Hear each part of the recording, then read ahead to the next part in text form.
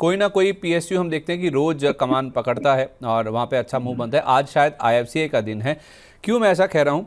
क्योंकि आईएफसीआई में आप देखिए 60 रुपये के आसपास का लेवल है, 0.8% का स्टॉक में आप देखिए जंप आपको नजर आएगा। और अगर मैं सही स्क्रीन पर देख रहा हूँ तो 3 करोड़ 18 लाख शेयरों का वॉल्यूम हो चुका है। कितना हुआ है? 15 मिनट भी नहीं हुए बाजार खुले हुए और 3 करोड़ शेयरों से ज़्यादा का वॉल्यूम हो चुका है। क्या दर्शा रहा है मैम ये इतने वॉल्यूम्स के साथ जो बाइंग इंटरेस्ट बन रहा है आईएफसीआई में?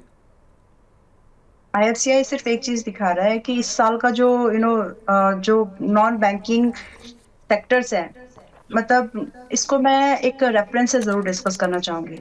देखिए, अभी लोन सस्ते हुए हैं, ठीक है, लेकिन फिर भी बैंकिंग, कोर बैंकिंग में उतना लिक्विडिटी का थोड़ा सा कंसर्न है।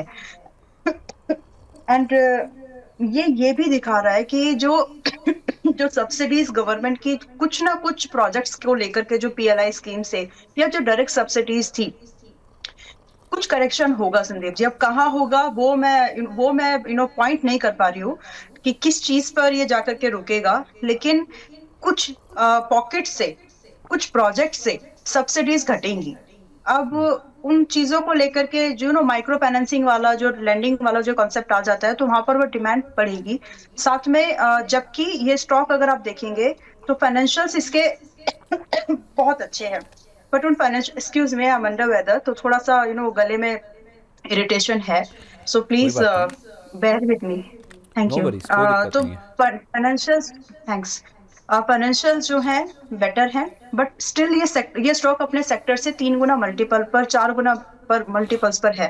डिस्पाइट ऑफ दैट, ये चीज को जज करते हुए मुझे बहुत अच्छे से याद है, आईएफसीआई आपके शो पर भी और दूसरे शोज में भी और अपने मेंबर्स को भी मैंने रिकमेंडेशन के तौर पर 52 पर दिया है, जिसमें कि पहला टारगेट 60 रुपए का था और वो हिट हुआ।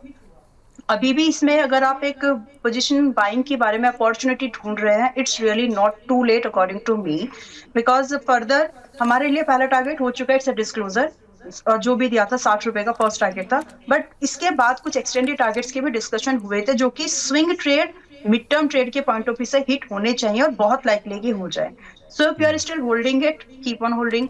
If you are looking for a fresh buying, it is the time, आप कर सकते हैं आराम से। यहाँ पर जो इसका फर्स्ट टारगेट बनेगा 67 का, एक आराम से एक पहला टारगेट, विच इज लाइकली 10 से 12% फ्रॉम दिस पॉइंट। और फिर दूसरा टारगेट आप 75 का यहाँ पर लेकर के 90 के लिए भी, एक अच्छे जंप के लिए भी आप होल्ड करके रख सकते हैं। नजरिया 2 क्वार्टर्स का रखिए, जल्दी हो जाएगा, लग तो ये रहा है, लेकिन 2 क्वार्टर्स का नजरिया फिर भी रख करके चले। स्टॉप लॉस यहाँ पर 90। जो आपको मेंटेन करने हो क्या? हाँ जी। हाँ सॉरी, प्लीज आप स्टॉप लॉस बताइए पहले। यस, जो स्टॉप लॉस मेंटेन करना है स्ट्रिक्टली विद नो नो कि करे कि क्या करे वाला सिचुएशन नहीं रखना बाद में, बिकॉज अगर इसको चलना है तो 51 रुपए के स्टॉप लॉस से ये चलना चाहिए। So this is the view, जिसमें कि फ्रेश बाइंग का भी है, जो होल्ड कर रहे हैं वो अभी भी होल्ड करके चल सकते हैं। एंड 67, 75 एंड 80 के आसपास के ये 2 टारगेट, 3 टारगेट बिल्कुल पॉसिबल है, और एक्सटेंडेड रैली आप 90 तक देख पाएंगे।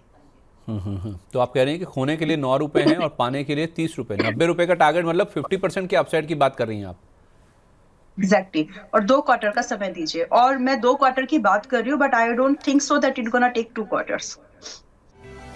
इस सिप से तो नींद टूटती है, लेकिन केवल जागना नहीं, आगे भी तो बढ़ना है।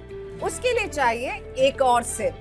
हर महीने छोटी छोटी रकम की इंस्टॉलमेंट यानी सिस्टमैटिक इन्वेस्टमेंट प्लान से शुरू कीजिए निवेश। लेकिन पैसे बढ़ाने वाली कौन सी सिप आपके लिए रहेगी अच्छी?